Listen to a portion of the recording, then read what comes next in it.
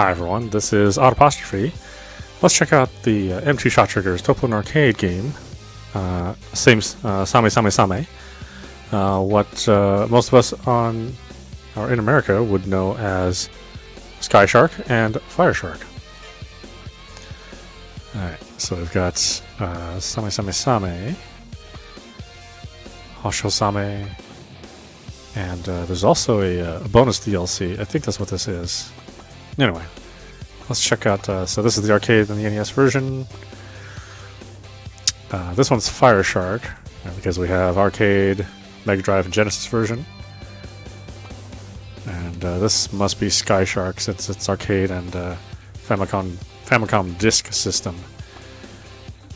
Is the NES version different than the Disk System? Well, I guess let's find out.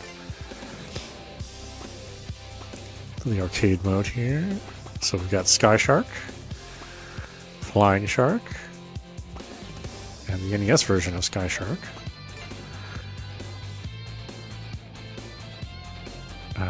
This is these are pictures of pictures of the arcade board. Plus, this is the DLC. It's some sort of side scroller. There's Wardner, which might be known as Pyros, depending on what region you're from. I always knew this game as Pyros. And then there's the NES version of Pyros. So yeah, I think. Pyros? I think it's Pyros. Anyway, let's check this one out. This is Flying Shark. We'll just play the Hishou Same. Check out the arcade version.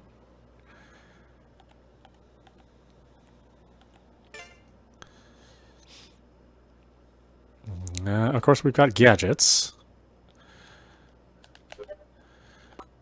That is common in these M2 Shot Trigger games. Personally, I don't like the gadgets on, so I just turn them off.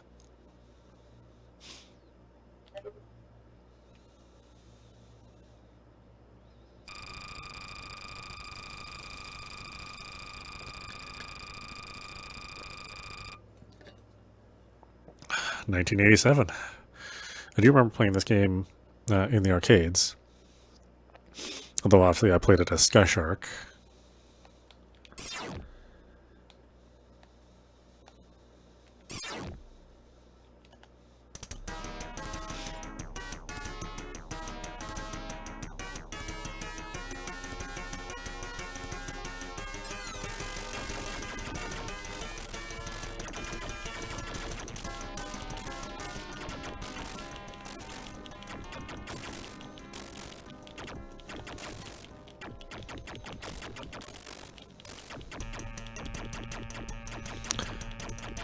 Yeah, it has a very memorable soundtrack.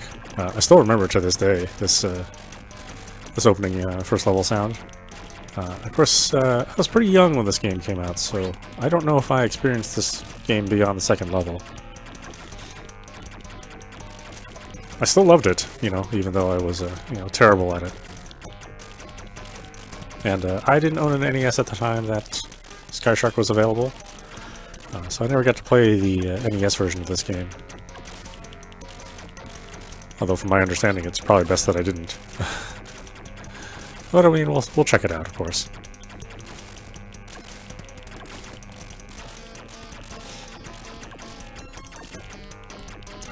You can see this is much different than Toplin's first game.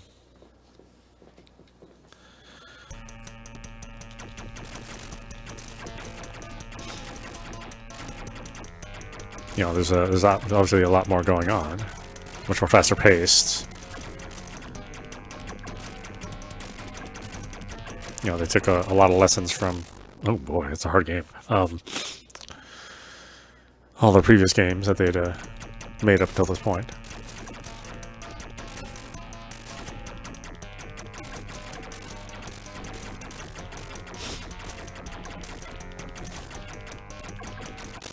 Ugh. That's rough. That is about as far as I think I got when I was playing this when I was younger. I see things haven't really changed for me.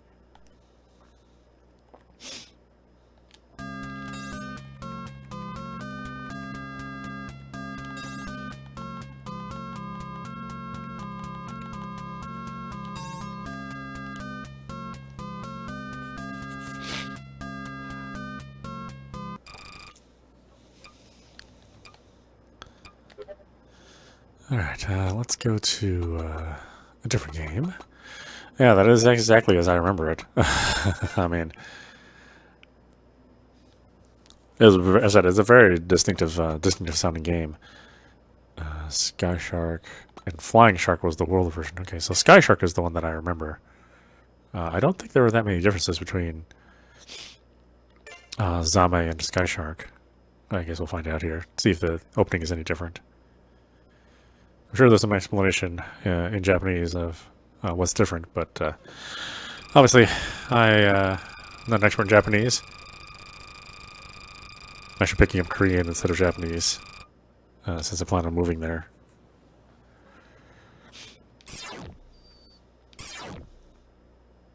But that's not for 2 or 3 years, so we'll be streaming until then. Don't worry, folks.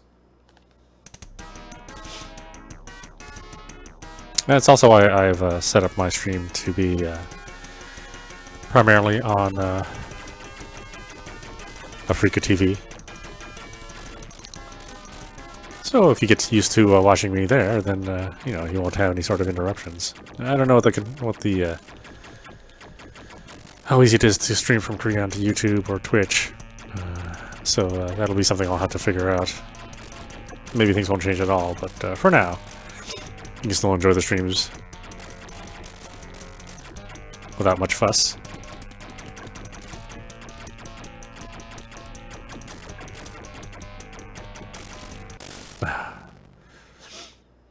I mean, it seems about the same.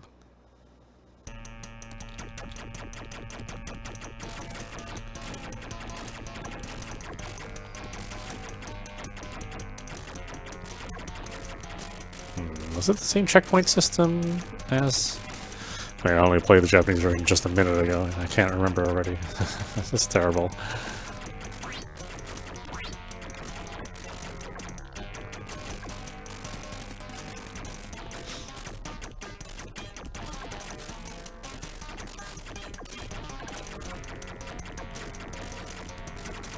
Yeah, if you look at this, and I forget the name of the original Twin Cobra. You can tell, they're drastically different games. I think this is something that a modern player could probably like, since it's so fast-paced. They may not like the slow scrolling. I think that might turn people off, but even though the scrolling is slow, it's a lot going on the screen. There's a lot of things to pay attention to. But yeah, it's certainly not a bullet hell. So if that's the kind of game that you like, then you may not be into this one as much. I think classic shmups are much like classic television shows, is that they're only meant for folks that are able to put themselves away from the modern trappings, so they can enjoy something that's maybe more simplistic than they're used to.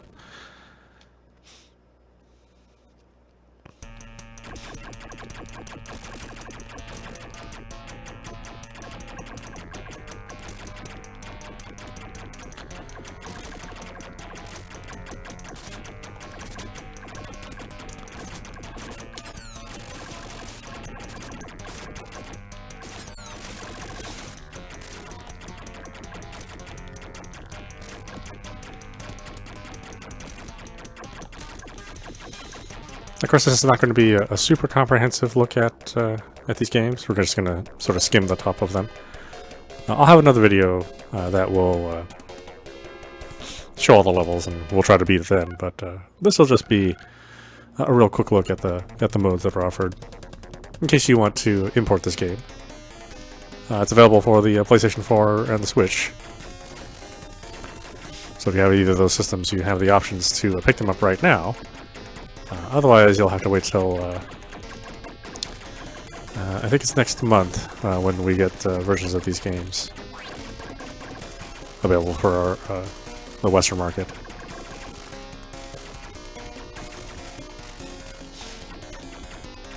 Obviously, there's some text that has to be translated over, so it's not just won't be just a simple translation job. I don't think they'll translate the in-game text. I think obviously they'll keep that the same for any versions that are already not in English. Oh boy, that's terrible.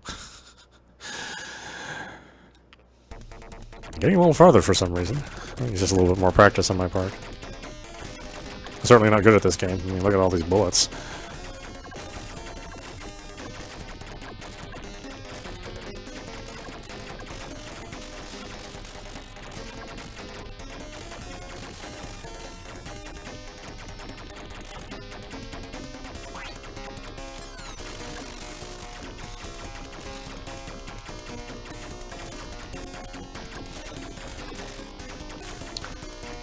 Yeah, I really like the music. I said to me, this is the thing that I remember the most about the game, and it being, pretty difficult. But again, I was incredibly young when this came out. I want to say this was at the the mall arcade is where I played this. I don't think I had a machine like at the corner 7-Eleven, which is where I played a lot of my early arcade games.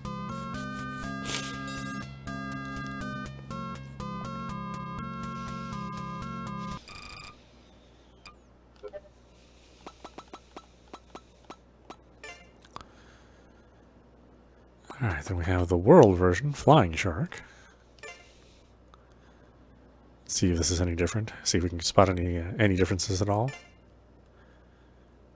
I'm sure the more astute out there would probably be able to tell, but not me. You'll have to forgive me for my my lack of attention to detail across different versions of arcade games.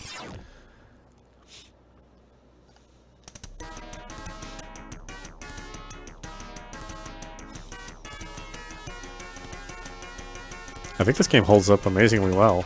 Again, if you're open to the idea of playing a game that is a modern shmup that is not a bullet hell, then yeah, I actually find this pretty enjoyable to play.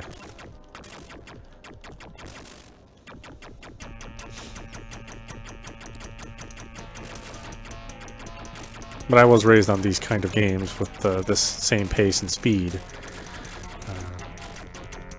So bear that in mind when I say how that this is still a playable game.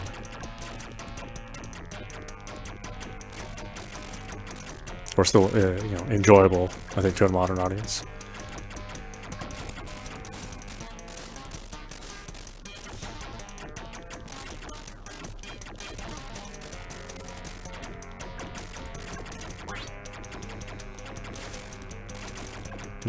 Does the game seem easier to you? It seems like it's a bit easier. The Japanese version was definitely tough. I'm pretty sure it's not because I got better. Unlikely on that case.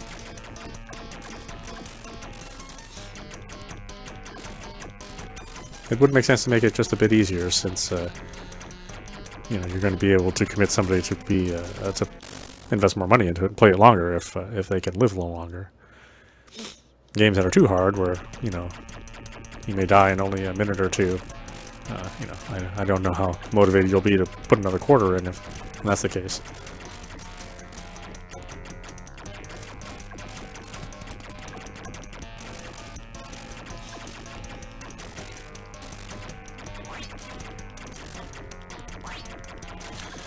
But you don't want people to live too long, so you've got to make it challenging enough so that, maybe they can live for 5 minutes, then, put more money in the machine. The 5 minutes may not seem like a long time, but it's certainly it's a lot of time if you're standing and playing an arcade game, and you're significantly younger. Time sort of moves a little bit differently when you're younger.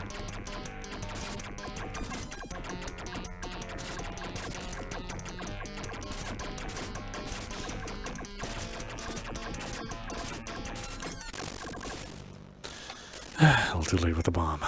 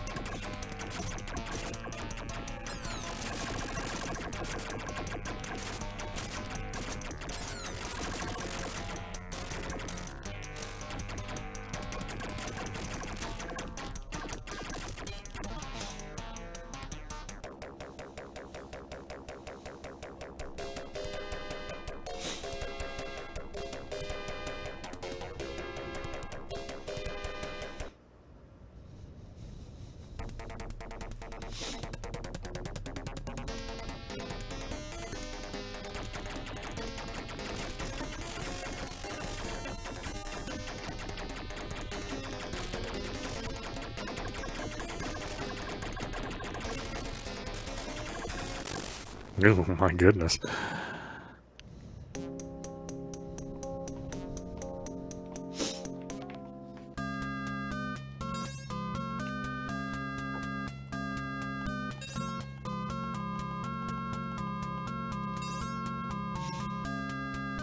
Yeah, for me, this music is very nostalgic. It burned into my memory, which unfortunately is. I should probably remove that memory for something that may be more useful in my life, but it is what it is. Okay, so let's check out the NES version. This is curious.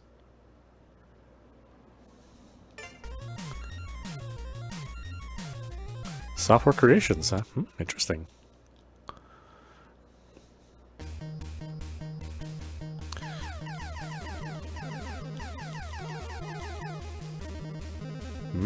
Definitely a very different game. I do kind of like the music. Or at least the NES take on the music. It's interesting to see how small the playfield is. It's only 3/4 of the screen, with the the score taking up the lower half. I'm sure that was done to keep the game running quickly.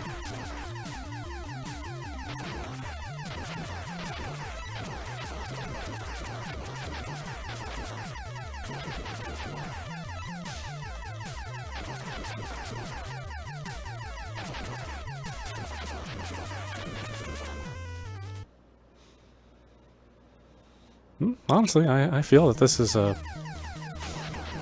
pretty good version, considering the limits of the NES.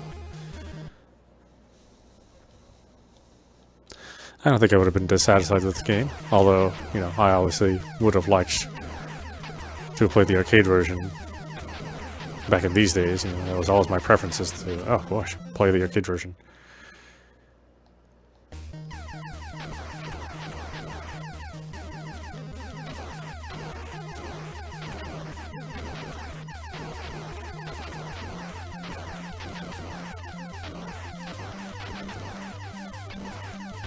We got a lot of things going on the screen.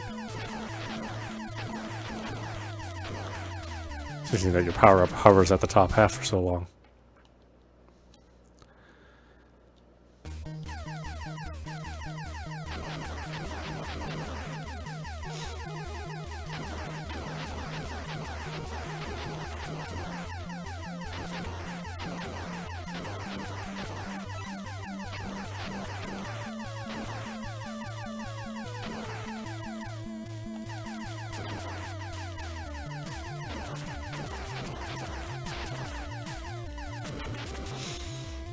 Oh, that is a hard game. That is for sure.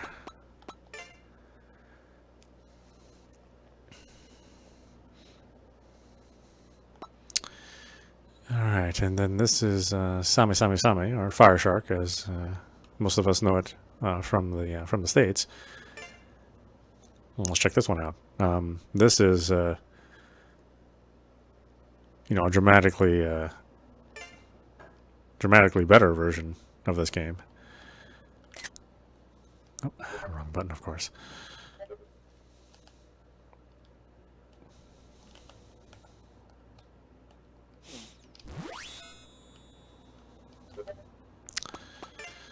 Let's go ahead and turn off the gadgets. I mean, it's nice that the gadgets are on there, and they clearly spend a lot of time putting together the gadgets.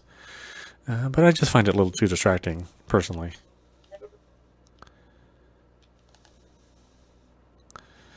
Yeah, this is one of my favorite games on the Mega Drive, or the Genesis. It was one of the early games on the system as well.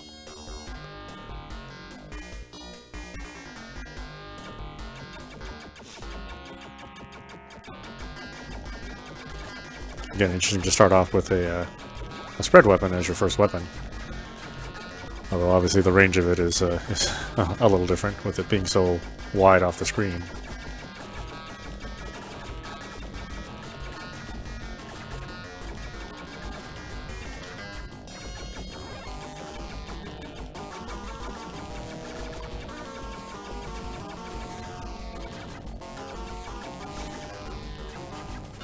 I say it's you know, it's still very similar to the first game, but offering better visuals. But the pace of it is about the same.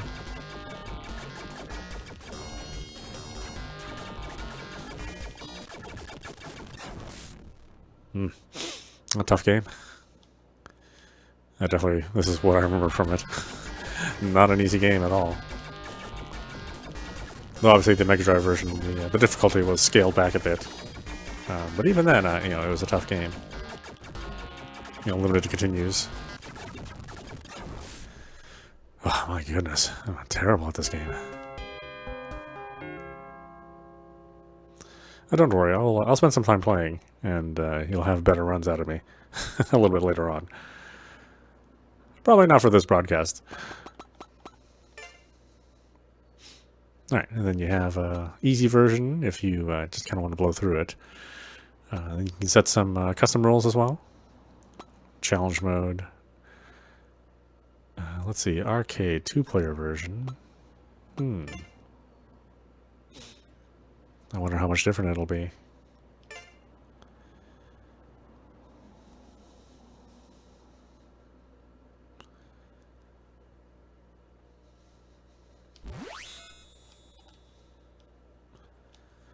Interesting to think that the original release was 1 player only, and they managed to add another sprite in there for 2 players.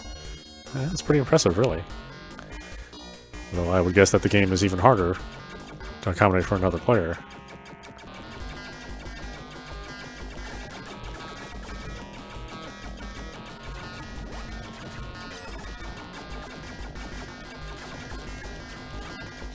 I do think it's interesting that when you get hit, you don't die immediately. You sit there and watch your ship burn for a minute. I guess that's maybe time for you to contemplate the mistake you've made.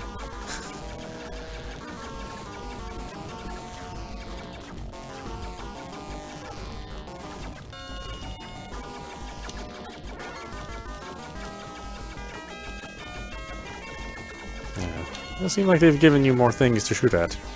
More power-ups to pick up, potentially.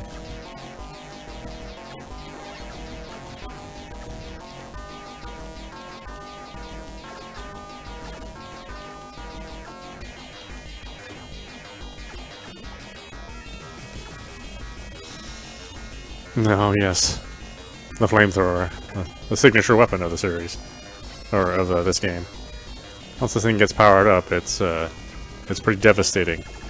Though keeping it is a challenge, for sure.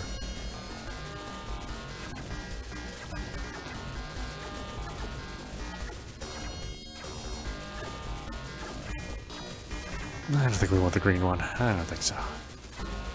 Or is that aqua? I'm not really savvy. What color that could possibly be.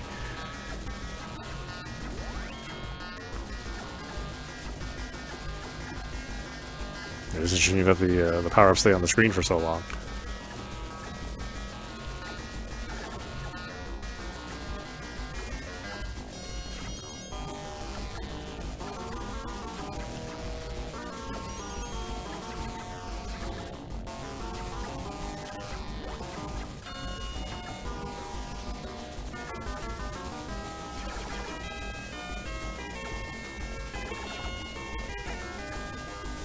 Yeah, the Mega Drive version, you know, the Genesis version was only a 1-player game.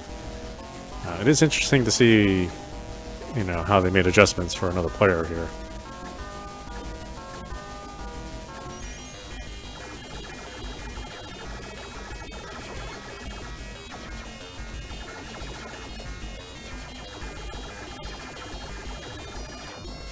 Oh, couldn't see it through my own fire.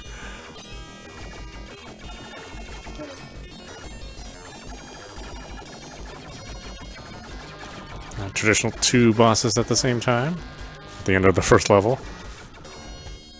We saw that pattern in many top-down shmups.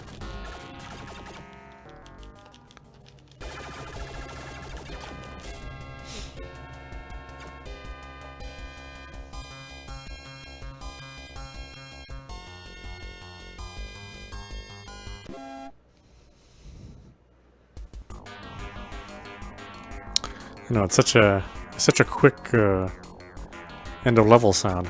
Just a little borp, and that's it.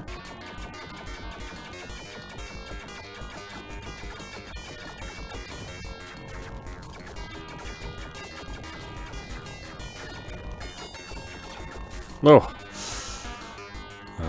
Oh, you continue in place versus a checkpoint. Oh, I think that really is the major difference. Plus, it's just being more things on the screen, more power-ups available at the same, at a time.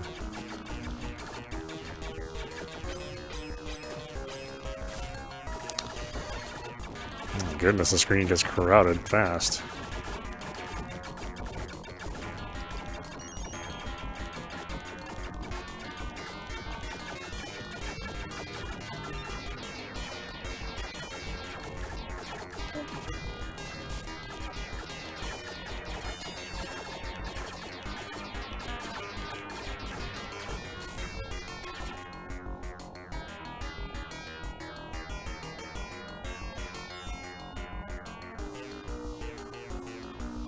It's interesting, it hovers here for a while, waiting for you to put another coin in if you want to continue, but no prompt for a continue. Interesting way to do things.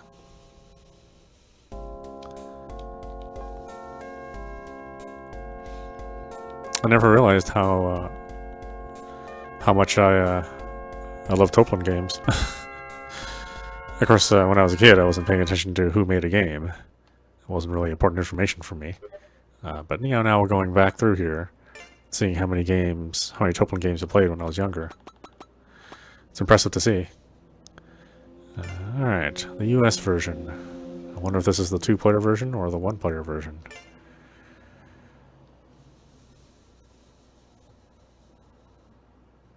USA only. That's right, Romstar was the distributor.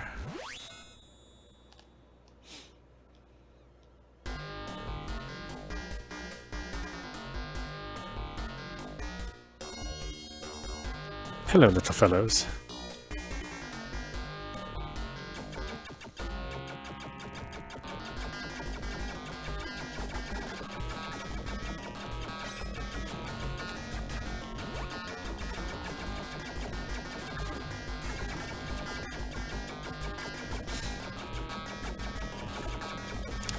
Yeah, I remember the big selling point of Fire Shark on the Genesis was that it had I think it had 100 levels.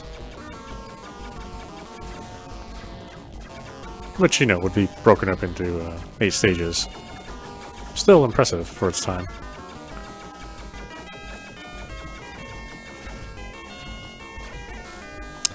And I want to say that I did eventually get to the end of the game on the Genesis. It took a while, though, because you have a limited number of continues in that game.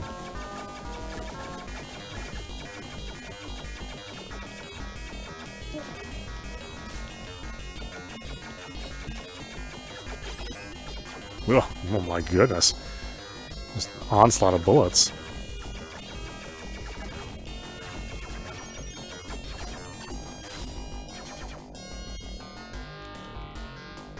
Well, I see a second player up there, so it doesn't quite feel like the 2-player version. Seems like they made some adjustments in this one as well. Look at all the things to shoot. My goodness. I definitely didn't take it easy on you in this game.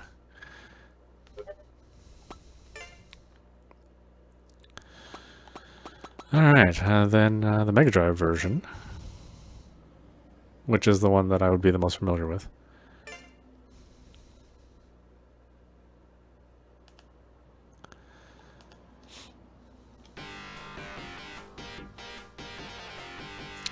Again, a very good sounding version.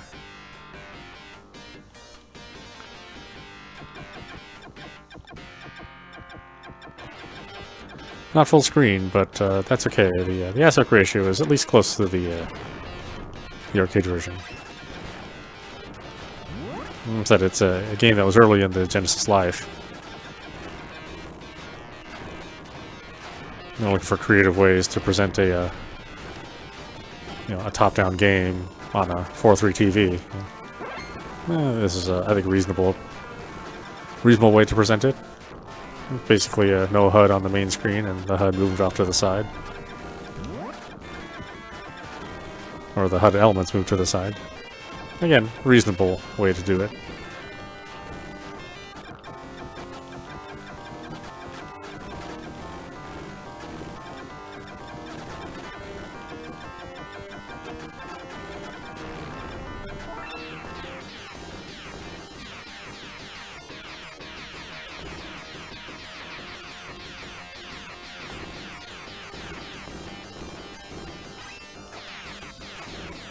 Yeah, the difficulty is high, but not as punishing as the arcade version. And that might be a virtue of the limited draw distance. You know, things don't shoot at you as quickly as they could, since the screen itself is smaller. Yeah, but it does seem like those enemies don't take as many shots as they do in the arcade version. And again, that makes sense for a home version, for somebody that's playing, you know, potentially many hours on end, versus the, you know, the 5 to 10 minute experience that somebody would get in a stand-up arcade.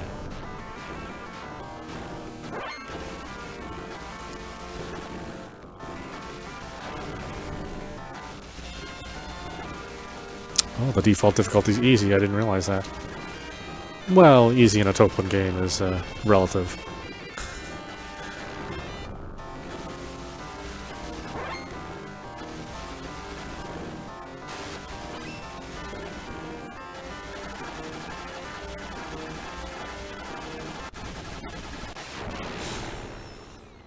Well, we tried. Couldn't quite live. All the way through the first stage. And then there is an option to turn on auto-fire, so you're not having to constantly tap the button. Which is what I did when I was playing the game when it initially released. Yeah. It's amazing how well it was translated to the home console. In some ways, I actually like the soundtrack a little bit better on the Genesis version. You know, the harder sounds aren't quite so harsh.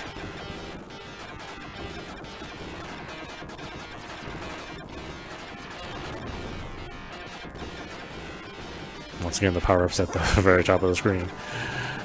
Definitely a bit of trolling on the developer's part.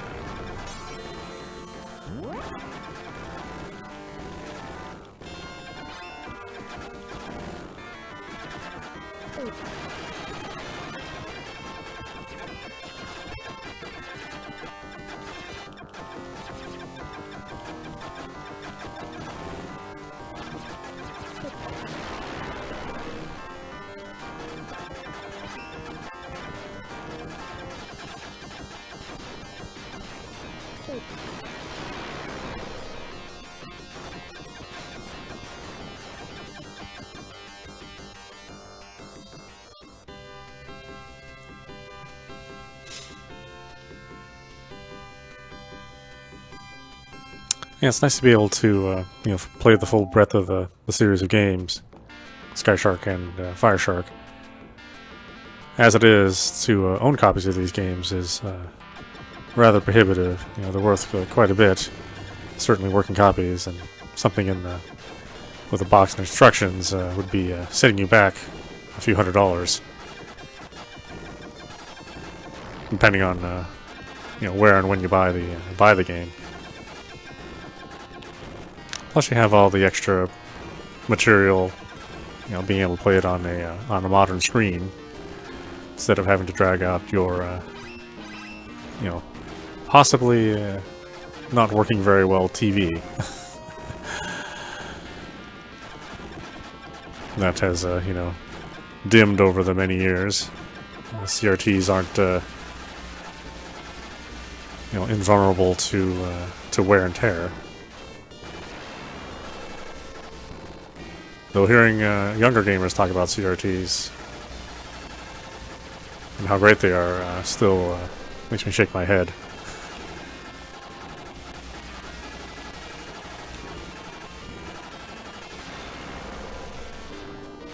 As I think most of us who grew up with tube TV, didn't have a great TV. We had the Zeniths and the Quasars. Something like a Sony would be from only the richest families.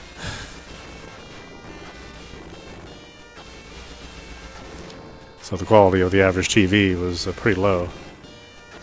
Whereas I think the quality of the average LCD TV out there that's so common is certainly better than the quality of the average TV when it was just the CRT world.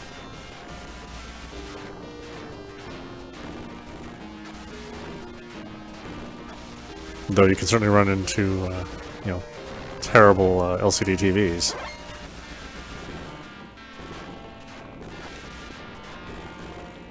Something that's, the lowest price at Walmart.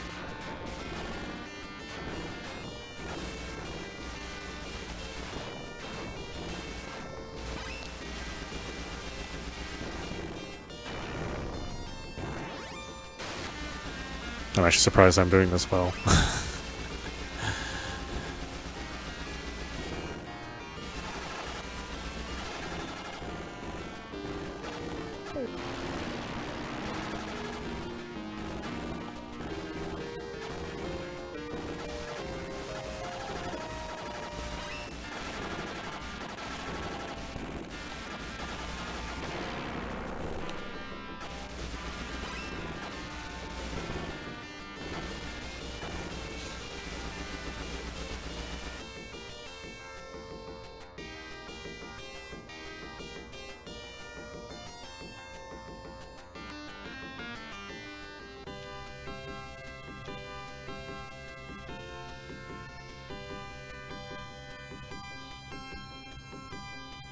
That's right, my tiny green man.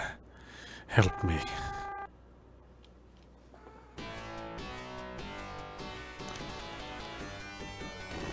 Oh, wow. That guy didn't do too well, did he? That is the walk of shame towards the barracks.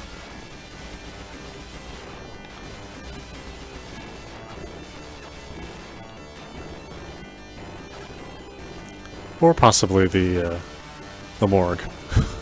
Though he looked like he was okay.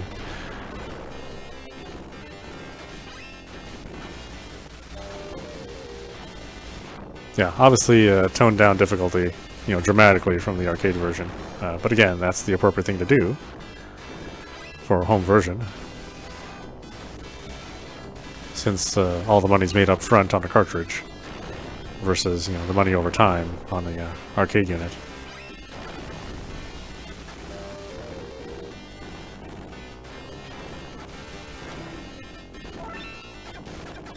I don't know why I grabbed that. That was probably not a good decision on my part.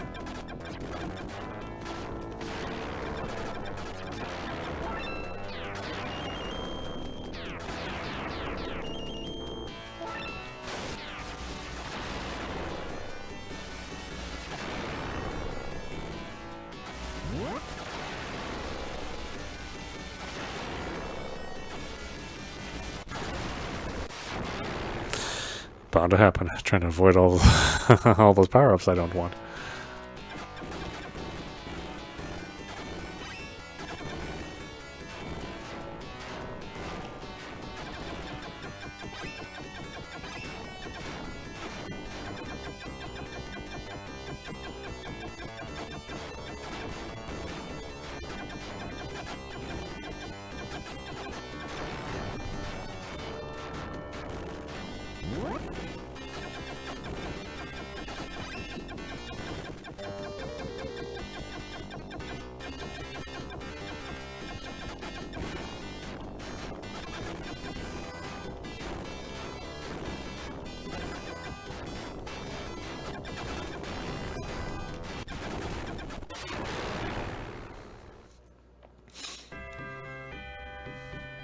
I don't think that's bad for a first-time play. Yeah, only 5 credits.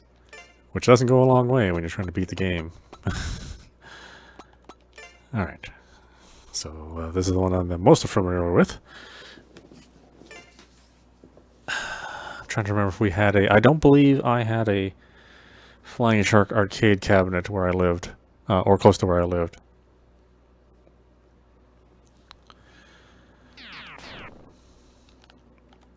Okay, let's go ahead and change that to normal. We'll turn our rapid fire on. I think easy's almost a little too easy. Which, I'm sure I'll regret saying that here in a minute.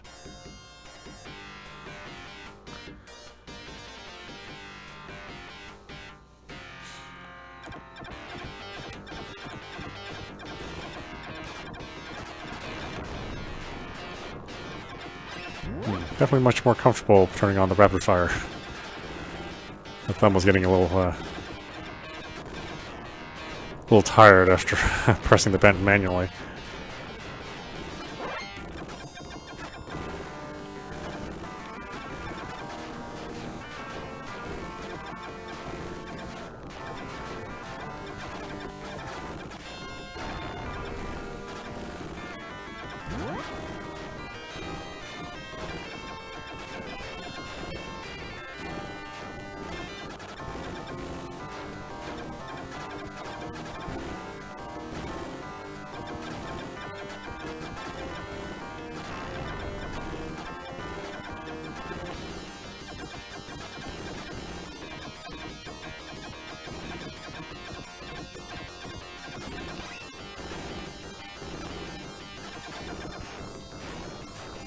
Now it becomes a game of avoid the power-up.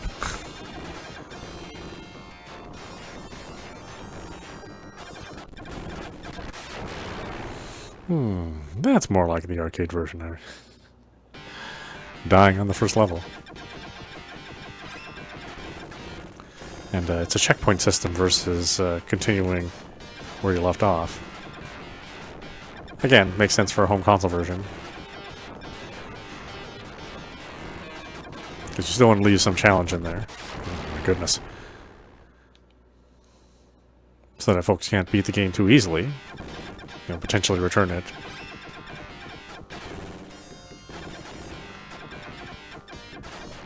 Though really in these days, so few games were released per month that it's not likely that you were going to return the game, even if you weren't completely satisfied with it. Or you just, in a game like this, shmup, you just play it over and over again. You know, set the difficulty higher and higher, and decrease the number of lives that you use. You know, memorize the game inside and out. I mean, that's how we played games back then, because games were expensive and not that many were released. You know, now we're used to games, many games coming out weekly, but certainly when I was growing up that was not the case. You might get 2 games a month. At most.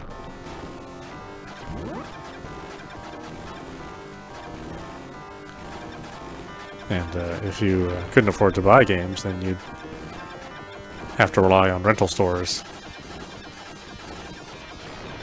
you know, for your game entertainment.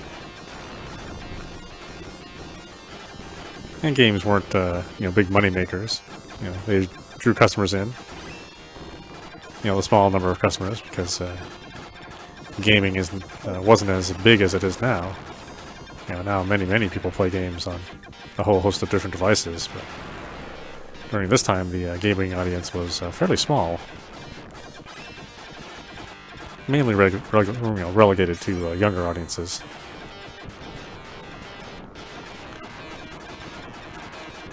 You know, things have changed dramatically now. Now old and young people play games. Different kinds of games, all different styles.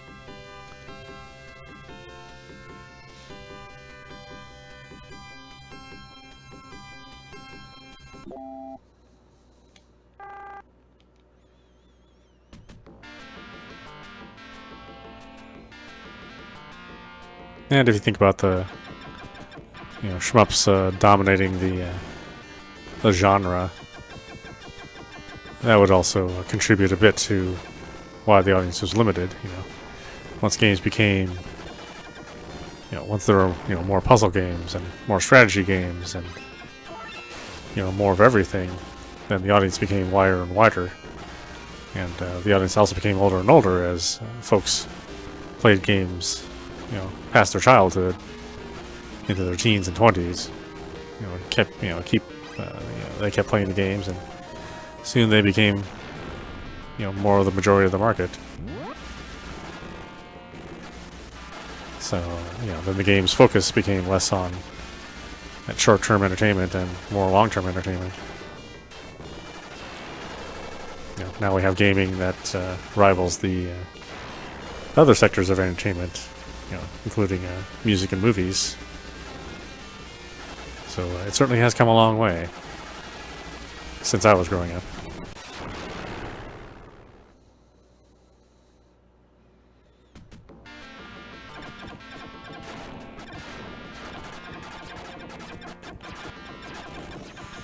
And that's generally a good thing.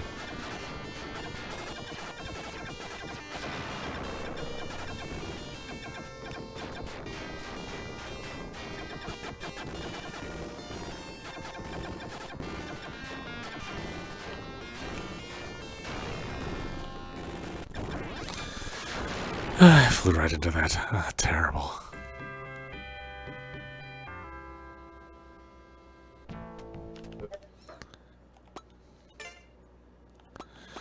Alright, and the Famicom disc version.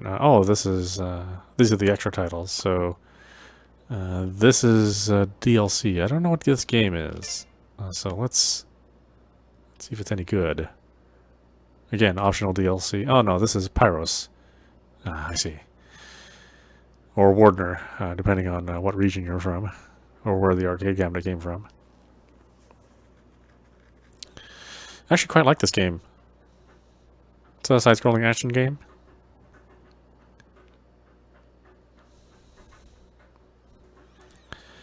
And this was one of the games that was in my, my local 7-Eleven.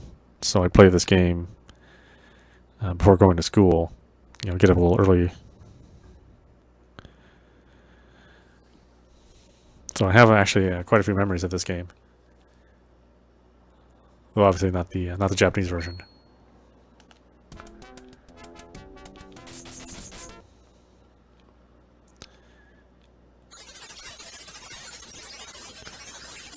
Again, for me, the music is like the most iconic, that level 1 music. The boom, boom, boom, boom, boom, boom. Good times.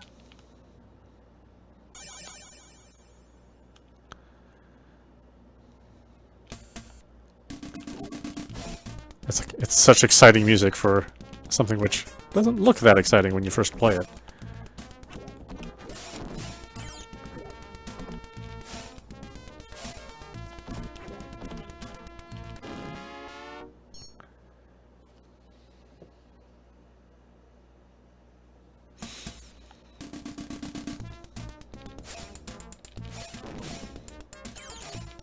Yeah, later on you'll get power-ups to shoot more of your magic.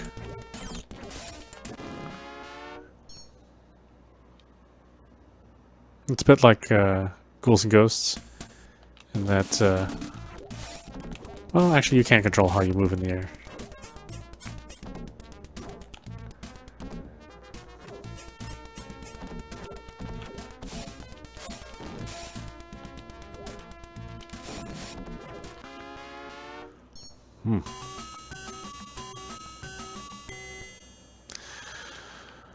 Well, that was a show of mastery and excellence, if I must say.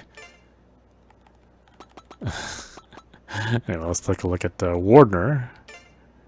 I never knew this game was referred to as Wardner until I saw it available on the Mega Drive. Because, as I said, I've always known it as Pyros. That's a fitting title. Shoots fire out of his hand.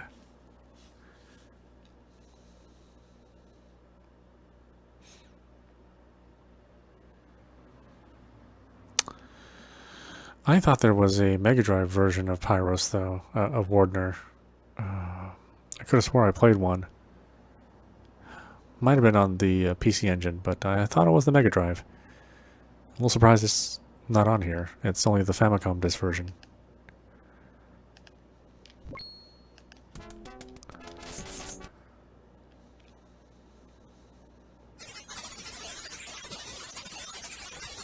Yeah. These graphics seem like they are heavily improved.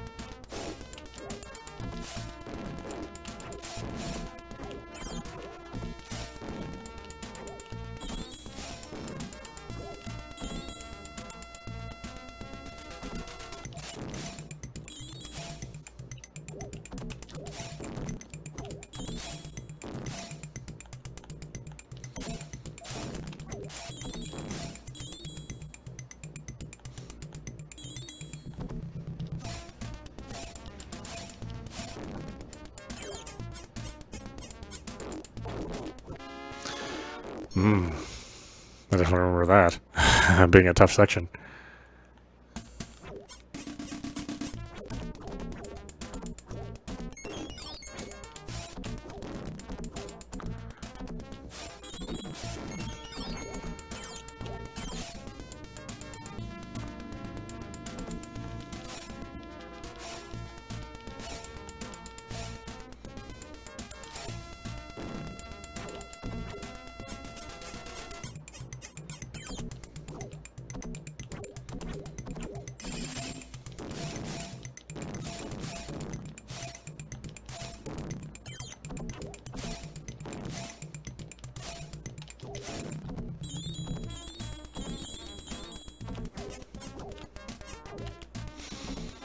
Ah, that's right. You could bump your head. Be careful with the jumps.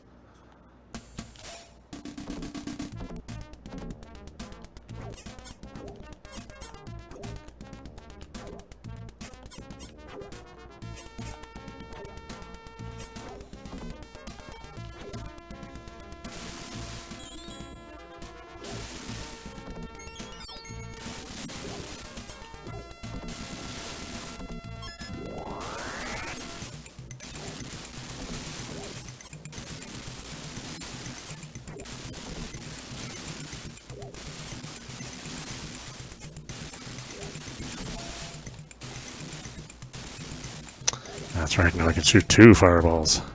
Twice the power.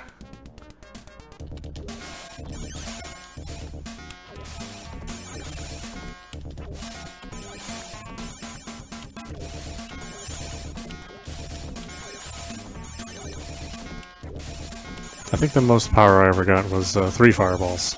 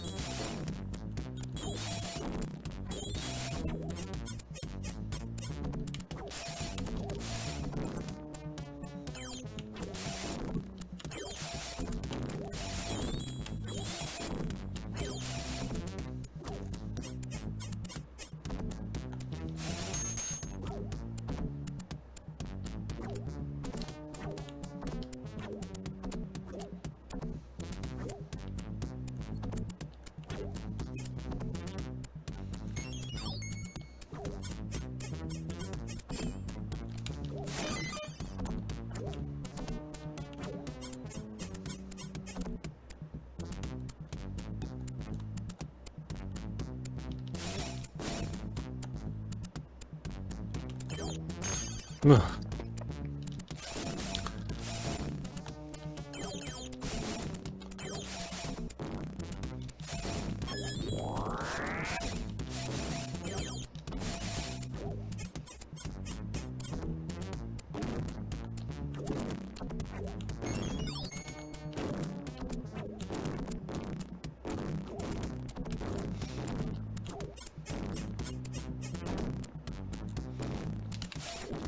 Like a little skull animation. Pretty cool.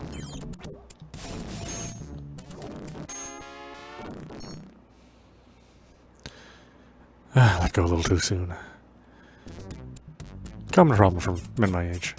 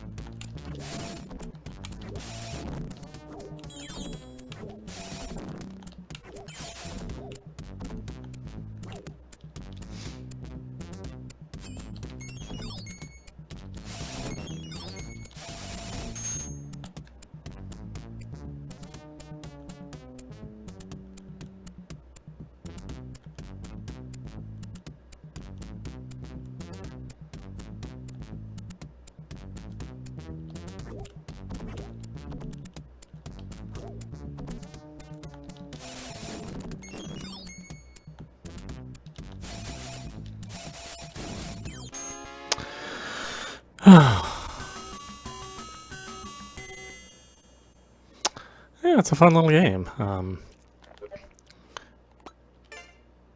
definitely have good memories of it. Let's see, Wardener is the worldwide version. Oh no, that's the one we just played, that's right. Silly me. Let's do Pyros. I don't imagine it's that much different. Outside of the title screen changing.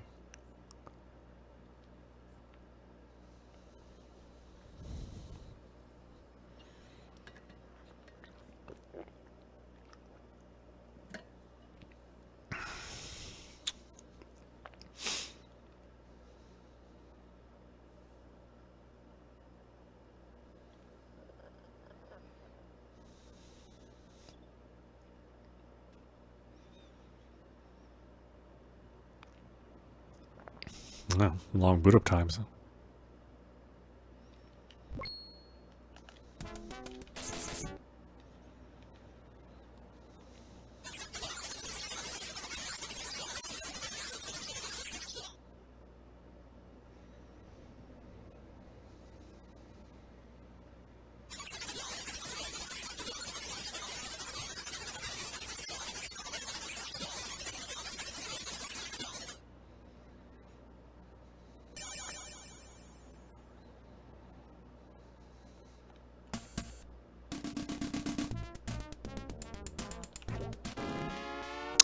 Oh. I forget the controls are a little swapped around. The A button is shoots, and the B button jumps.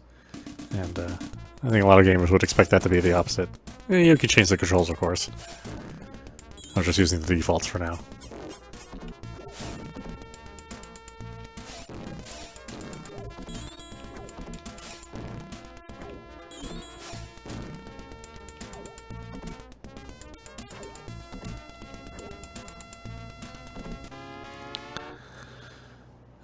I forget how to get that.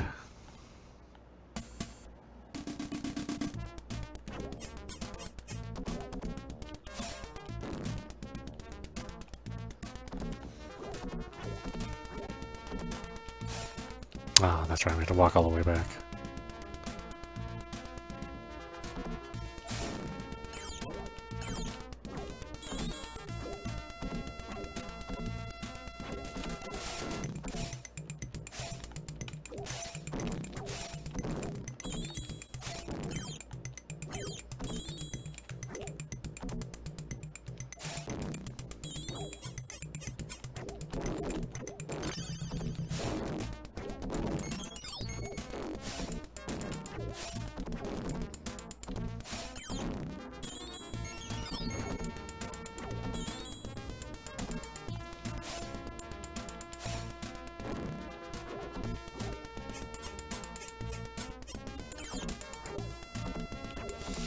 Yeah, it seems largely the same. I mean, I don't think it's too much different than Wardner or the original release.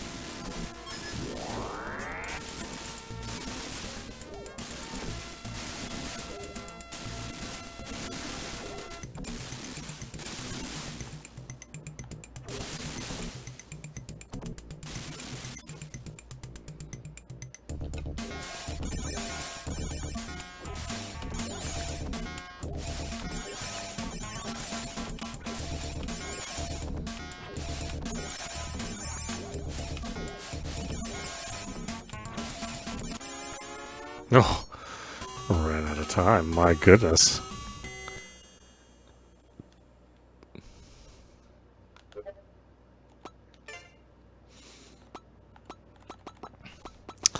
All right, the Famicom version. I'll have to look it up. I thought, in fact, I'm absolutely sure Wardner was available on the Mega Drive. I'm not sure why that version isn't here. Maybe it was some sort of oversight.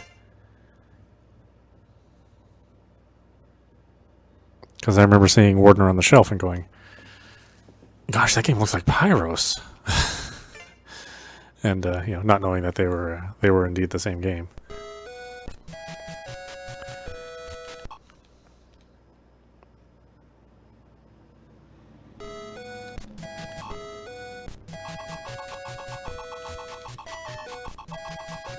My goodness, look at this.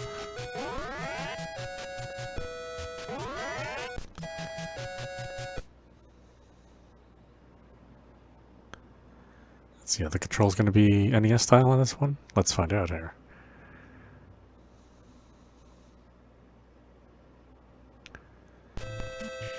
Nope, the opposite. We'll have to change the buttons at some point in time.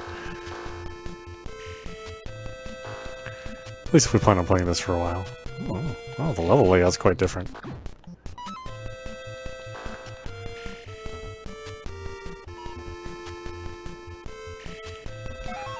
Oh, and you can jump for a much farther distance. Seems like you jump higher, too.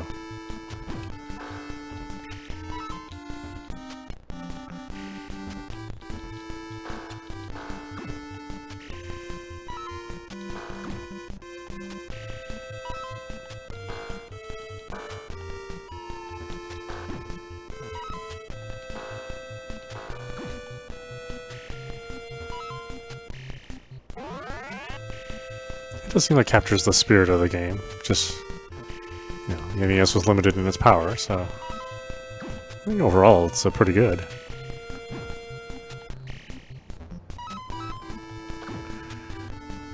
I do miss those that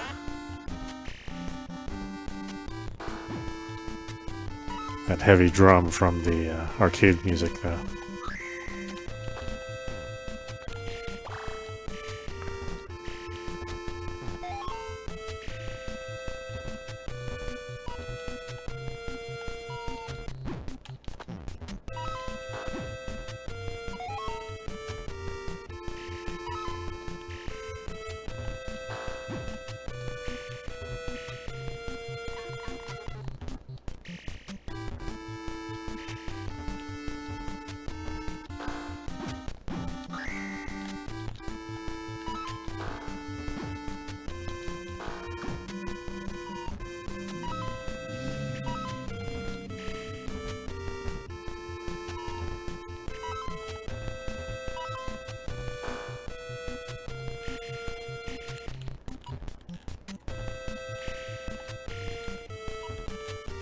Oh, you have a life bar instead of just a few hits.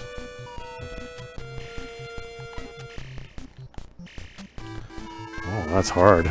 That is hard to do. Oh, and you just have one life. Ah, interesting.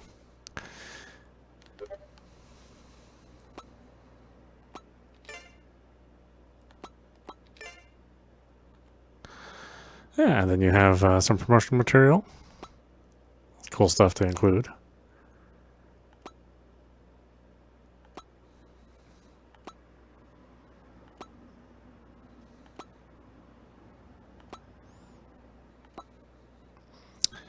Yeah, Fire Shark or Same is quite a good game. I think once this does come out over in the States, that it's something that you should pick up.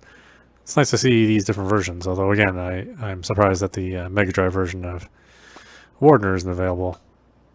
Maybe they weren't able to get that version available.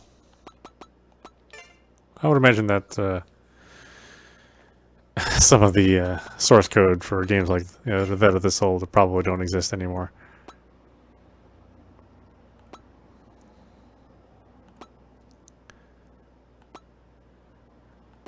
But yeah, why don't we stop it there? This is audapostrophe, and you've been watching Hishou Same. That's part of the M2 shot triggers. This is the Nintendo Switch version. You can pick this up if you have a Japanese account.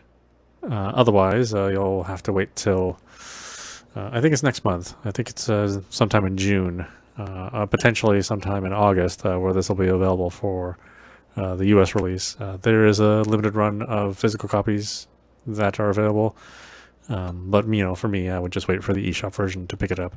You may or may not get a lot of enjoyment out of this. Personally, I think this shmup in particular is something that can be enjoyed for a modern audience. It's challenging enough. You'll be coming back to it quite a bit. Then once you beat it, you have a number of options to customize how it plays. On top of having the home console versions available as well. Again, Pyros is a piece of DLC, so if you want to purchase Pyros, that's a separate purchase. I think this is $12, and the main game is $40. So again, some people may feel that that's too high. And personally, I think that's it's an okay price for all the materials you get and the options available to you. Bringing that onto a modern console without going through as much trouble as you would if you were to try to track down the arcade board or the Famicom disc or the NES disc, or sorry, the NES cartridge, and the Mega Drive cartridges. So yeah, check it out. Certainly, if you're a Toplin fan like me, and you like the older shmups, I think it's worth your time and money. Anyway, I hope you enjoyed watching, and I will see you at the next stream.